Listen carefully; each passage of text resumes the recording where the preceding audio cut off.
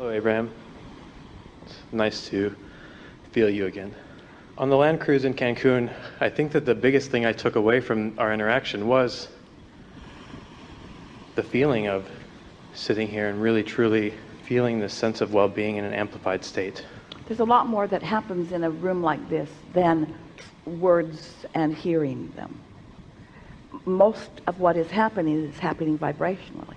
So as we focus together and chew over subjects, resistance lessens and vibration rises, and you click in with more of who you are, and that's that feeling that you're describing. Some people call it oneness or wholeness. We call it clarity, connectivity, alignment.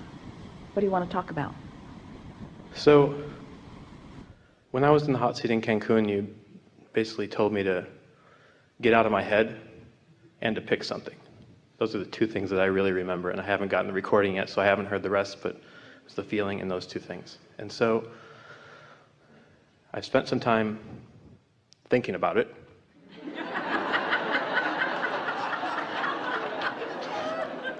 I've also spent some time really trying to tap into that feeling again. Well, that's where you started just now, and that's really the right track. In other words, it is the feeling, isn't it? Can you sense the difference between a feeling of abundance, a feeling of abundance, a feeling of abundance? That's what Esther provided for herself that day, because she was focusing upon specific things like the beautiful pool and house, which made her feel abundant. But it went beyond the word abundant. It went to a feeling of being blessed and cared for, which then translated into a feeling of worthiness. And it's that sense of well-being that is just the perfect vibration that causes the feeling, but it's the vibration that equals the point of attraction, where it's like you've taken all your guard down, and now the well-being of all manner that's raining down on you can be received by you, can be recognized by you, can be witnessed by you, step by step by step by step, not saved up in some vibrational reality and then you let a little in and a little in. It's just a constant streaming of clarity and fun and ideas and well-being and money and friends and flow. Yeah. And so it's interesting that you bring up the subject of abundance, because it's kind of the theme of what I wanted to talk to you about today. And it's not that rare. And there's part of me that's saying, why am I even asking this question? Because I've listened to you for so many hours and so often, and I have such a great deal of clarity in my head, but I'm in a situation we like where the way this conversation is going, because you're pinpointing. You can feel where the resistance is on your trail. You can feel where the blockage is too strong of word, but you can feel what's tripping you up. And what's tripping you up is the difference between the thought and the feeling.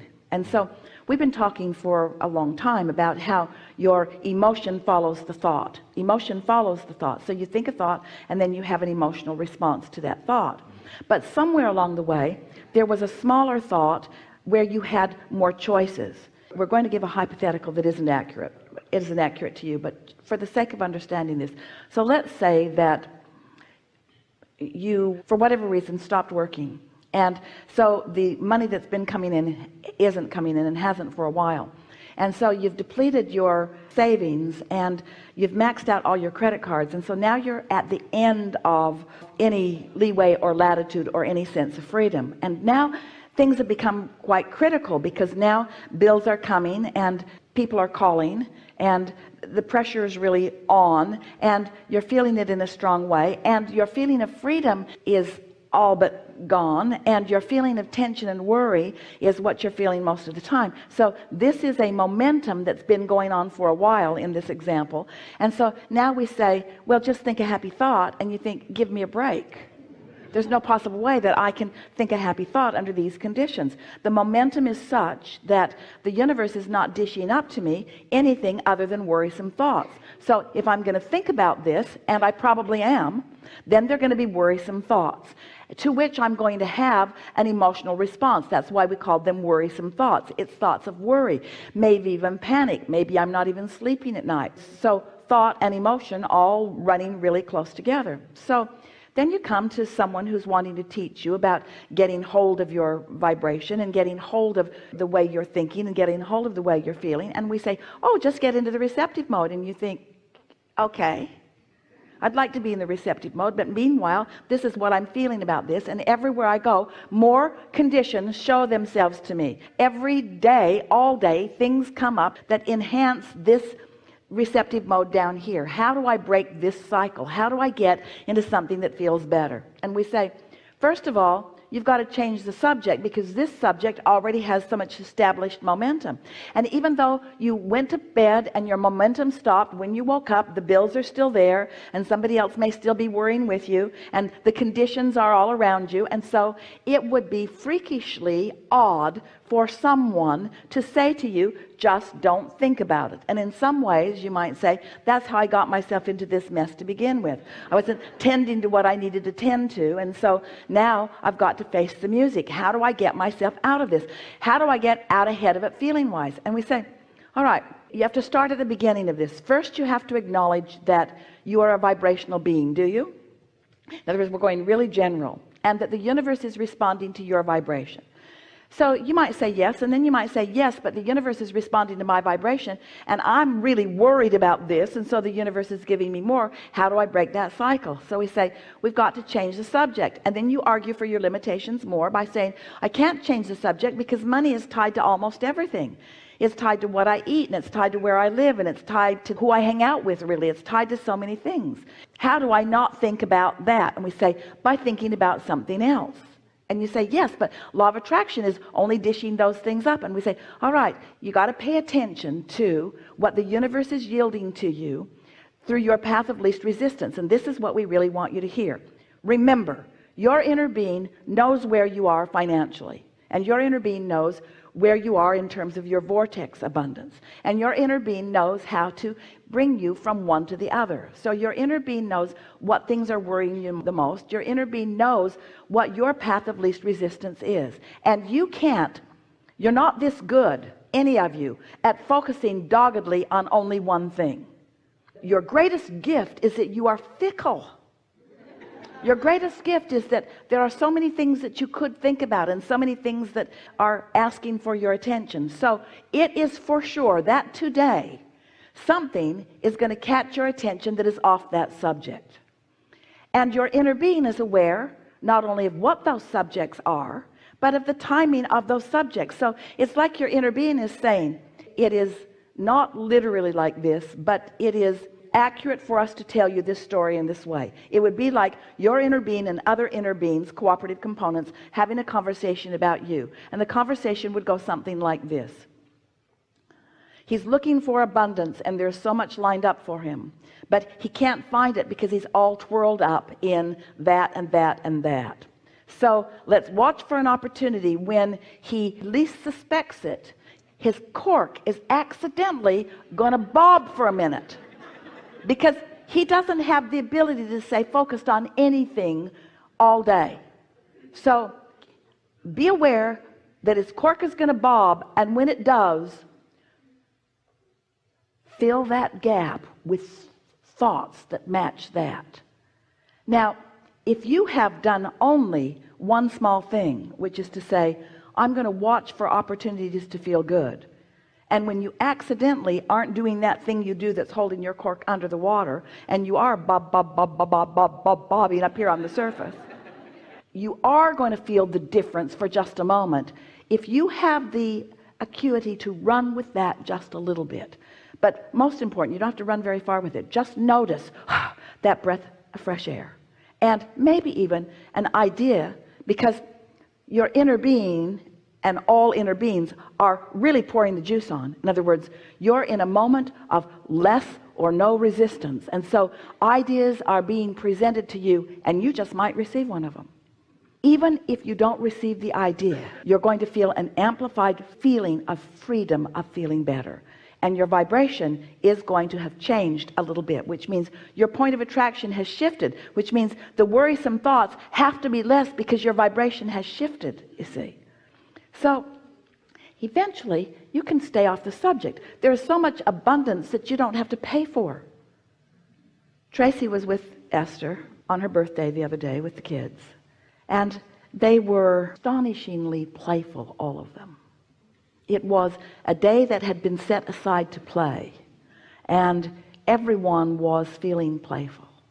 And Tracy said many, many times, "This is my favorite birthday ever. This is my favorite birthday ever. This is my favorite birthday ever. This is my favorite birthday ever."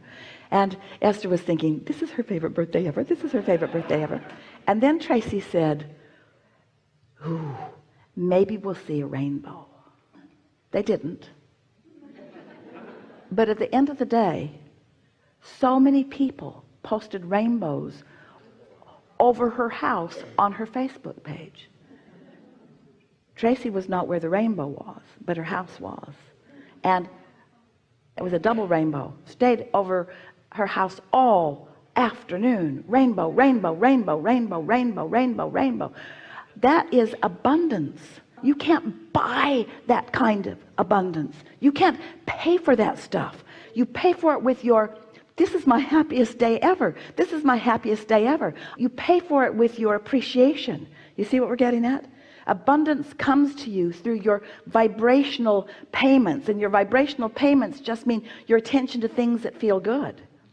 And before you know it, you've distracted yourself enough from what's bothering you that you're not in the vibration of worry. You might be if you focus back on your checkbook, but you're not in the vibration of worry. And why would you spoil that run of momentum? And now you are a different person, standing in a different place. Now your inner being, who knows where you stand financially in relationship to where you want to stand financially, knows that you're in an entirely different place, and now it will be easier and easier and easier and easier and easier to call you into the frequency that puts you in the timing of the idea or. How do thoughts turn to things? This is the thing that we want you to ask yourselves on a really regular basis. How do thoughts turn to things? They turn to things because law of attraction causes momentum to get strong enough that they actually become a reality. So you have a choice about what thoughts you're allowing to turn to things, because you have a choice about what thoughts you think. But then you say, "No, I don't have a choice about what thoughts I think about this." And then we say, "Well, then think about something else." And as you take your airtime away from that and put it on something else, the balance will shift until, before you know it, and we're not kidding, whatever the subject of your desire is, it can vibrate in the place. You can be in the receptive mode about anything that you want. And once you turn that corner, so to speak, so that your expectation is that the universe is yielding to you, you'll get those shivers of recognition when you realize that you received an impulse and you followed through on it, and look what it yielded to you. Because the universe is yielding to you all day, every day. You have no idea how much yield is flowing in your direction, how much abundance is being offered to you, is being yielded to you, but you're not letting it in because you've got all these stupid things that you think about that don't let it in. Was that helpful? Don't try to do it all at once. And most often you bring the subject that is the most problematic, and that's the one you want to talk about. Well, the subjects that you're worried the most about are the subjects that you are floating your cork the least about. So just remember, let's say you got 10 subjects, so you got 10 subjects that you could potentially float your cork on, which means 10 subjects that you could either not worry about or worry about. And let's say that 9 of them you worry all the time. 1, 2, 3, 4, 5, 6, 9 subjects you worry about all the time. But there's one subject that you don't worry about. Focus on it. Let the one subject that you don't worry about be your cork floating subject. And if you focus on it long enough, pretty soon, by your lack of attention to the other subjects, they'll start floating. They'll start floating. All of a sudden, there's all these corks bobbing up here. And you say, "Where'd you all come from? Where'd you all come from?" We've come up to join you in your chronic vibration. Everything that you want, we're up here joining you in the vibration where you are, you see.